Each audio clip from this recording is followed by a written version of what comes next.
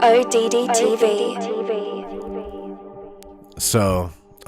2018 metais sausio 3 dieną vietoje, kuri vadinama Tarptautinė kosmoso stotimi, vyko didžiulis gedimas.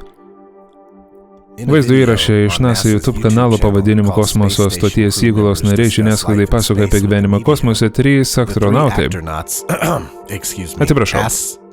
Astronautai vienu metu išnyksta, o fono sluoksnis, kuriame matome stotį, lieka nepakitęs.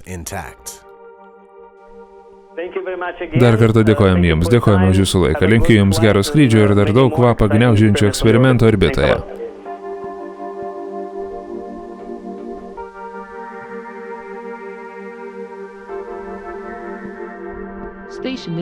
Stotis tai Houstonas ACR ir tuo užbaigime tai. Pažiūrėjus į šį objektą ir aktorius matysite, kad tik šie dalykai pradeda mirgėti. Žiūrėkite atidžiai.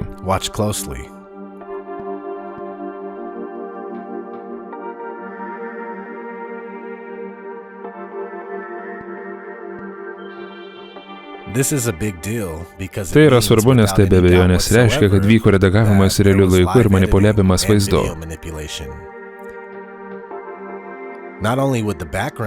Turėtų ne tik pradėti mirgėti fonas, bet šie vaikinai neišnyktų vienu metu.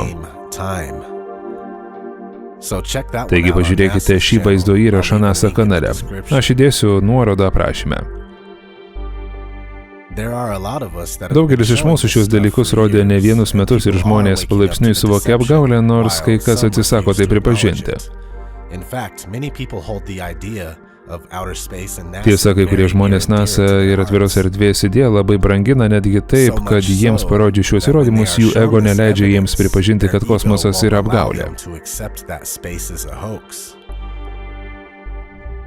Taip pat to nepalengvina nei vieni metai psichologinio programavimo pasitelkiant įvairią žiniasklaidą.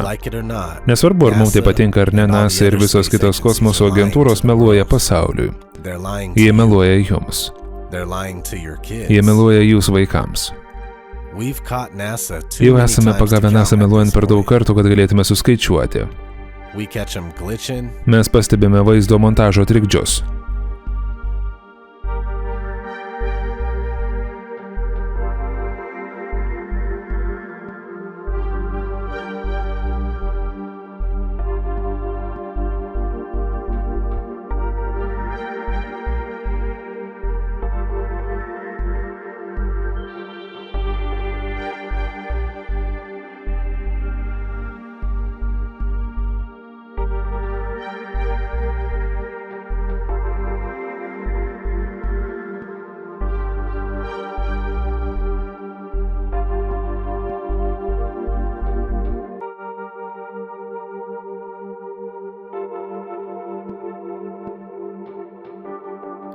Yra vienas vaizdo įrašas, kuriame aktorius užlenda už kampo ir išnyksta anksčiau nei pasitraukia iš žiūrovų matymo zonos.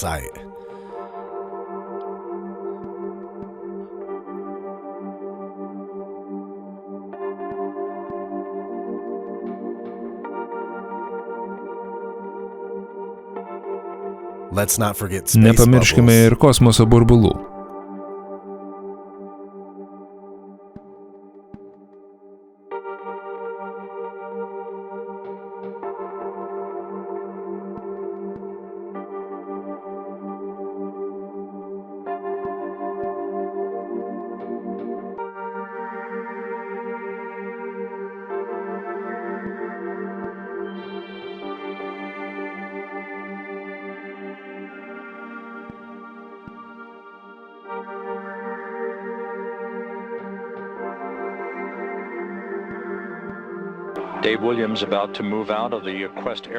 Dave Williams ruošiasi išlysti iš degonės kameros.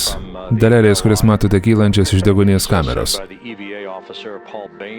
EVA pareigūnas Paul Baim ir misijos kontrolė teigia, kad tai yra vanduo iš įgulos kostiumų tiekimo sistemos.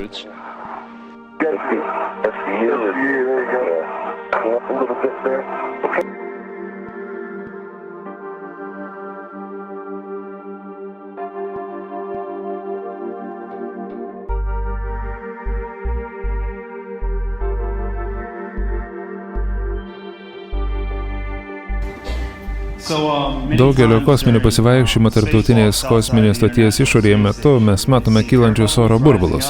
Ar galite paaiškinti, kodėl kosmose yra oro burbulų? Oro? Ar galite pasakyti tiksliau? Oro burbulų? Taip, daugelį kartų NASA vaizdo medžiagoje matome oro burbulai kylantis iš šalmų ar iš po jūsų. Kaip galite paaiškinti kosmose atsirandančius burbulus? Na, aš ne visai suprantu, ką jūs kalbat. Ogi, kaip tik taip atsitiko, kad aktoriai treniruojasi povandeninėse patalpose.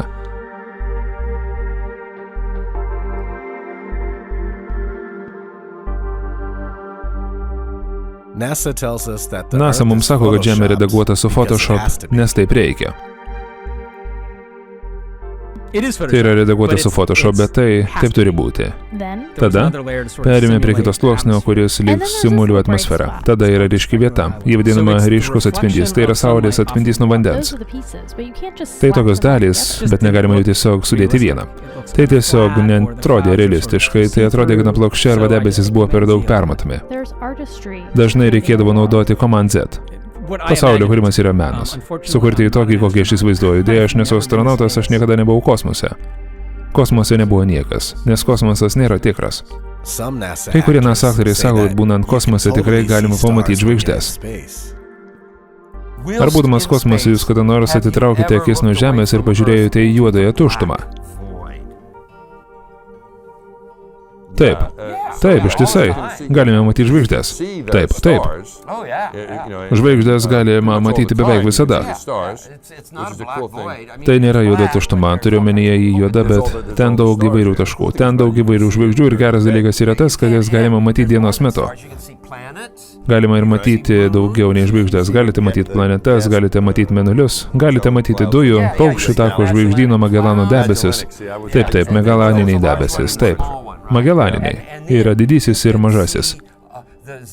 Taip. Ir tada galima matyti zodiako šviesas. Oho. Bet NASA aktoriai 69 metų sako, kad kosmose žvaigždžių nesimato.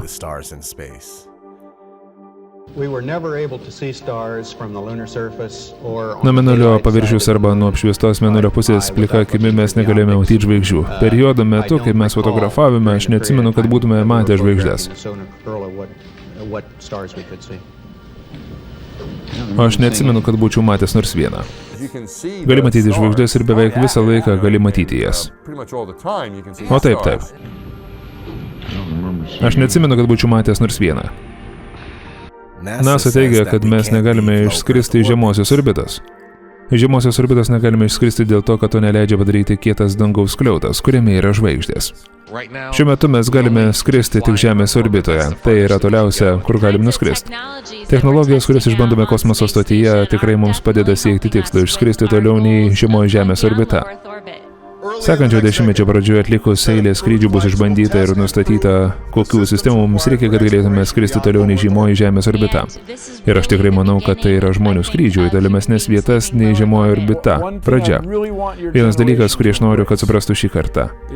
Šis dalykas yra tai, kad Žemė yra uždara sistema. Mes negalime palikti Žemės. One thing I really want your generation to embrace is that the Earth is a closed system. We cannot leave the Earth. NASA mums sako, kad jie prarado 60 metų technologiją, kuri mus nugabeno į Mėnulį. Aš iš karto keliaučiau Mėnulį. Problema yra tai, kad mes nebeturime technologijos, kuri mums tai leistų padaryti. Mes ją turėjome, bet sunaikinome ir dabar ją labai sunku atkurti.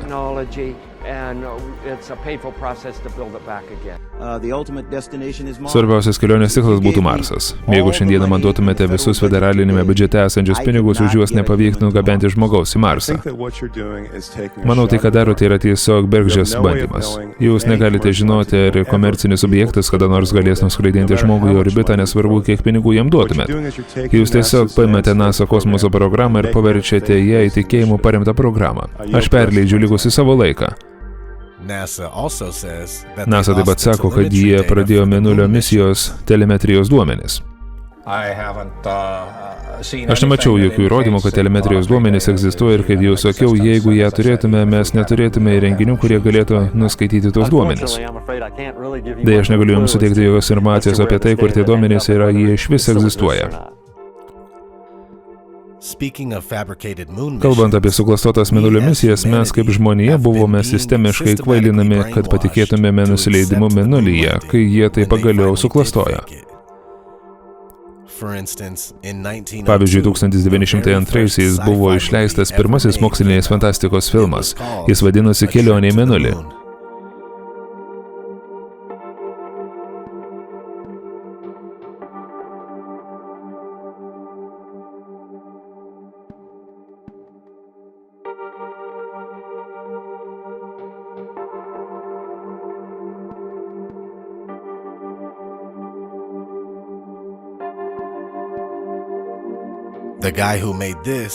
Žmogus, kuris tai sukūrė, George'as Milles, tuo metu sukūrė daug įvairių trumpametražių filmų. Astronomo sapnas,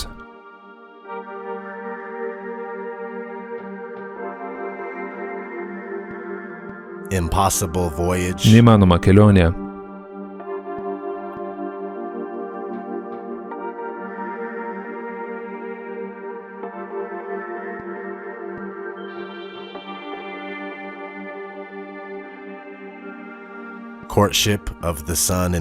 Saulės ir mėnulio susitikimas.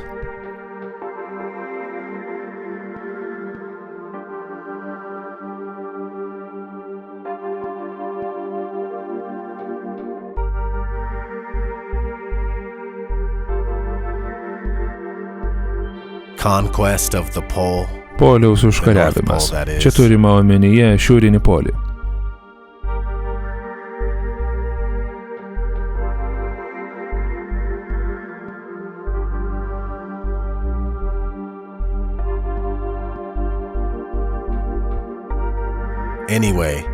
Kiti prieš nusileidimą mėnulyje rodyti filmai buvo 50-ųjų metų Tikslas mėnulis.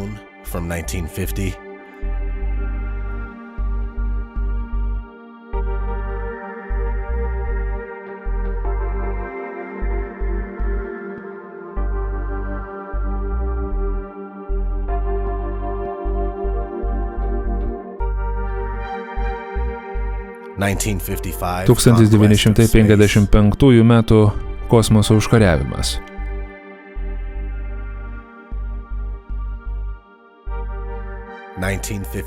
– 58 metų Žemės į mėnulį. Tais pačiais metais buvo įkurta NASA. – 60 metų 12 į mėnulį.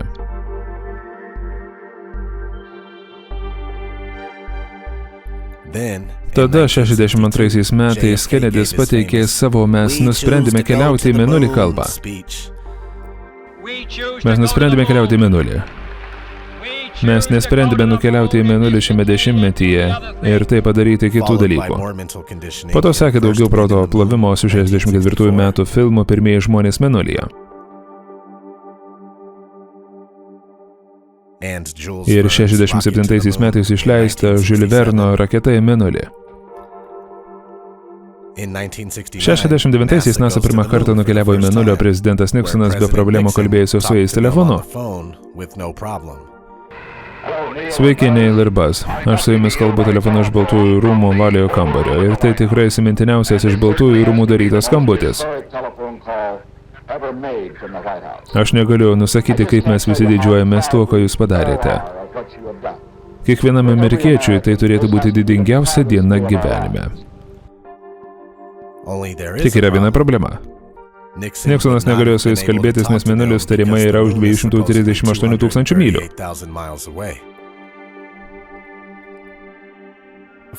Nuo tada didžioji dalis pasaulio gyventojų tikėjo, kad NASA tikrai keliavo į tai, kas yra vadinama atvira erdvė. Ir visi, kas su tuo nesutiko, buvo laikomi neišsilavinusiais konspiracijų mėgėjais. Tai dėl to nėra kalti vien jie, propaganda yra nesuvaldoma. 81 metais MTV išleido ir atliko pirmą transliaciją, kurioje panaudojo NASA įrašus. 7, 6, 5, 4. Mes paleidome pagrindinį variklį.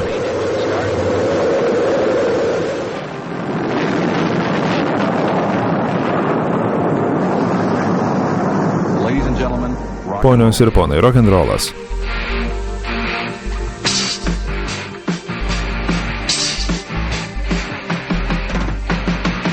MTV netgi panaudojo mėnulyje esančio astronauto nuotrauką kaip filmų logotipą.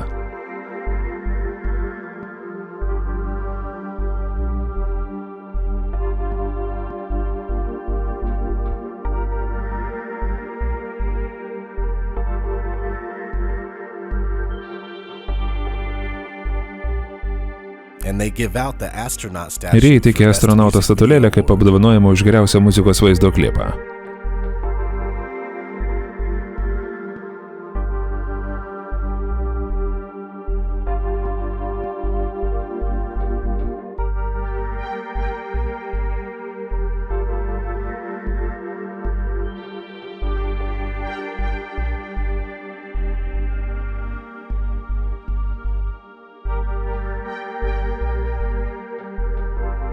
Taip yra dėl to, kad MTV valdo laisvieji masonai. Jie dirba netgi iš laisvųjų masonų šventyklos.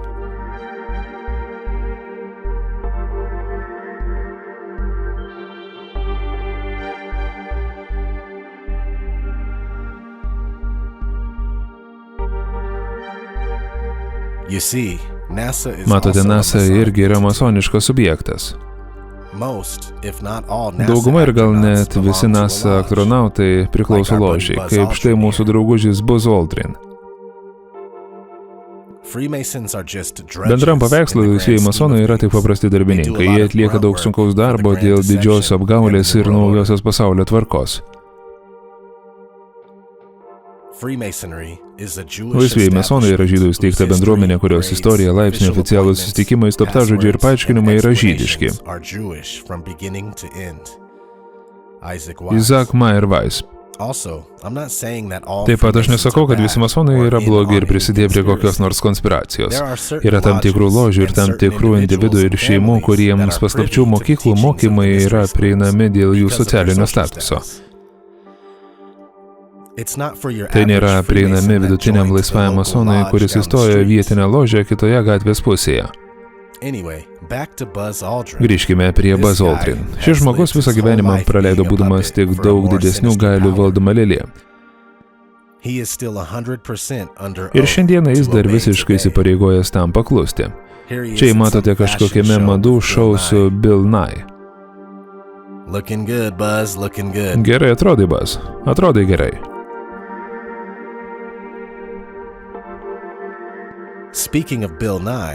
Ką norėčiau pasakyti apie Bill Nye? Šis žmogus buvo aktorius humoro laidoje pavadinimu Beveik gyvai. Po to 93 metais įdarbino Disney.